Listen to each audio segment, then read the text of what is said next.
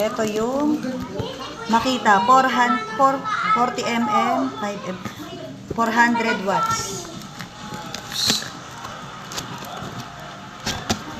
Charan.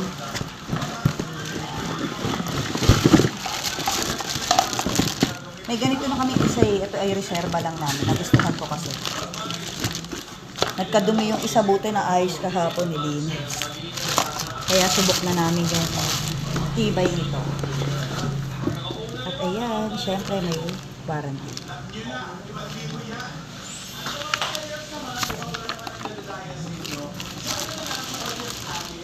Ayan siya, 400 watts. 5 mm. Ito yung mga 220 volts. At ang pinakamaganda ay napakahaba nitong cord.